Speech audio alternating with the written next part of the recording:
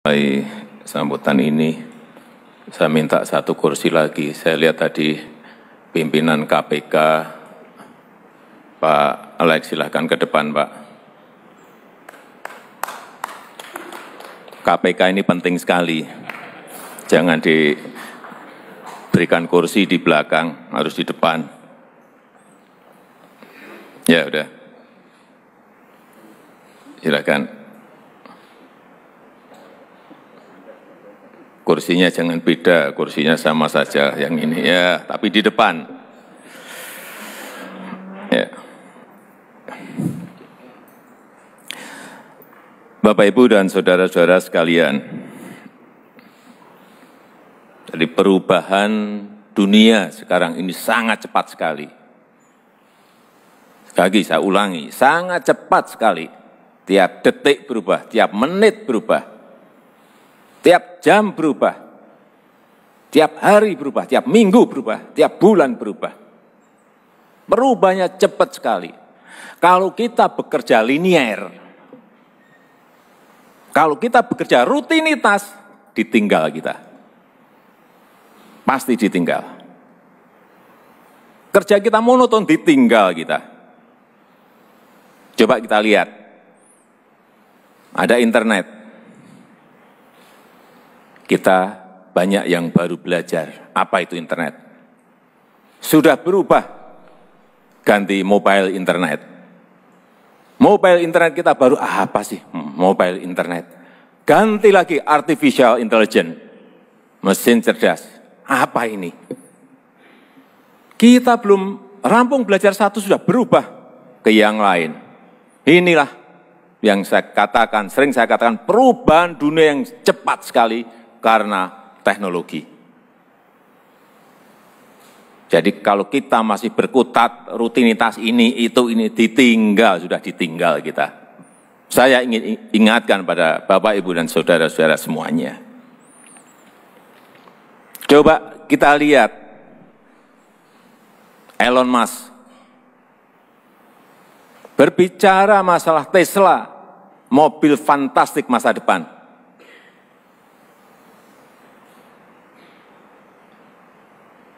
Gagasan dia yang lain, Hyperloop, memindahkan orang dari satu tempat ke tempat yang lain dengan sangat cepatnya. Berbicara mengenai SpaceX, bagaimana mengelola ruang angkasa agar berguna bagi manusia. Kita masih berkutat hal-hal yang tidak produktif. Urusan demo, urusan fitnah, urusan hujat menghujat yang tidak produktif dan selalu ini negatif. Kita selalu mengembangkan negatif thinking kita terhadap yang lain, seudon terhadap yang lain. Fitnah, kabar-kabar bohong. Apakah ini mau diterus-teruskan? Kita masuk sekarang kepada anggaran. Coba kita lihat, anggaran kita juga gede. Tapi kalau nggak tepat sasaran, dia tidak akan merubah apa-apa. Kalau anggaran itu hanya basa-basi, asal bisa menyajikan SPJ, kemudian beres sudah. Nggak tahu kita outputnya apa, nggak tahu kita outcome-nya apa. Kapan negara ini akan mau maju? Kita harus sadar semuanya. Dulu banyak yang belajar kepada kita. Malaysia, dulu guru belajar pada kita, kita ngirim guru ke sana. Sekarang kita sudah kalah. Dulu jalan tol, negara lain tahun 70-an, Jagorawi itu menjadi contoh negara-negara yang lain. Kita 40 tahun hanya bisa membangun 780 kilo. Di Cina yang dulu belajar kepada kita sudah 280.000 kilo, dulu belajar pada kita. Apa yang salah dari kita? Itu yang harus kita evaluasi.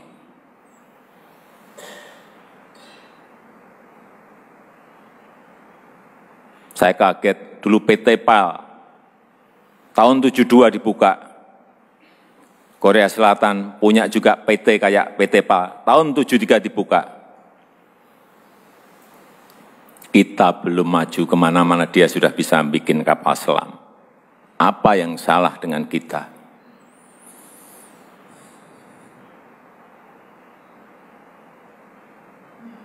Hal-hal seperti ini yang akan saya ingatkan kepada siapapun, bahwa kita sekarang harus merubah pola pikir kita, etos kerja kita, disiplin kita, kalau kita tidak mau ditinggal oleh negara yang lain.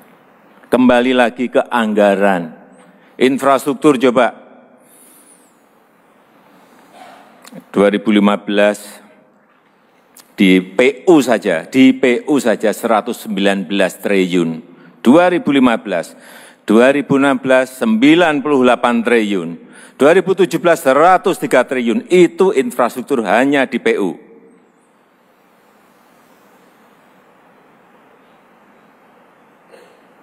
Saya ingatkan ini juga perlu diawasi. Ini duit gede, ini anggaran gede. Di perhubungan, coba kita lihat, 2015 43 triliun, 2016 20 triliun, 2017 26 triliun. Ini duit gede sekali. Memang kita sekarang ingin fokus, ingin konsentrasi pada infrastruktur, karena kita sudah ditinggal jauh oleh negara-negara lain di sekitar kita. Ini adalah basic dalam rangka kita menuju ke step berikutnya. Anggaran desa, coba kita lihat. Hati-hati terhadap anggaran desa. 2015, 20 triliun. 2016, 47 triliun. 2017, 60 triliun. Meningkatnya, meloncat sangat besar sekali. Tetapi hati-hati, mengelola uang sebesar ini juga tidak gampang. Tidak mudah. Hati-hati. Saya senang tadi kepala desa diajak untuk ke istana, tapi yang diajak adalah yang baik-baik, yang sudah bagus dalam pengelolaannya terhadap dana desa itu, dan para bupatinya juga. Saya titip 60 triliun itu bukan uang sedikit. Bisa menjadikan desa kita baik, tapi juga bisa menjadikan kepala desa itu menjadi tersangka kalau tidak cara-cara pengelolaannya baik. Oleh sebab itu, saya harapkan APIP, aparat pengawasan kita, betul-betul ini dikawal, diawasi, dicek, dikontrol betul, agar nanti ada output yang baik, ada outcome yang baik. Dan tolong dimulai dibangun sebuah sistem, aplikasi sistem keuangan desa ini yang simple, yang sederhana. Saya lihat yang dulu, laporannya ruwetnya kayak gitu, gimana kepala desa malah tidak ngurus desanya, malah ngurus laporannya nanti. Kalau cara membuat laporannya ruwet seperti yang saya lihat 2 tahun yang lalu. Buat aplikasi tata kelola keuangan desa yang simple, yang sederhana, sehingga cepat, gampang buatnya.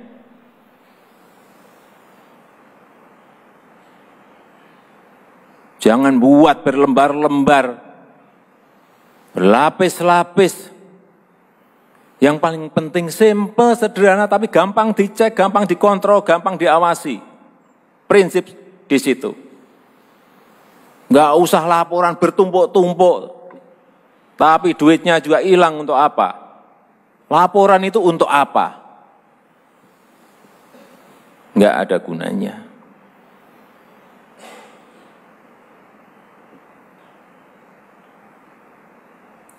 Sekali lagi, aplikasi sistem keuangan desa ini sangat penting sekali untuk segera diimplementasikan, sehingga ada transparansi, ada pertanggungan jawab yang betul-betul konkret, real. Tidak hanya di tulisan, tetapi lapangannya juga kelihatan. Tidak hanya di pelaporan, tapi konkret, bisa dirasakan manfaatnya oleh rakyat. Keinginan kita ke sana. Jangan sampai kita basa-basi dengan laporan-laporan, tetapi barangnya nggak nongol untuk apa.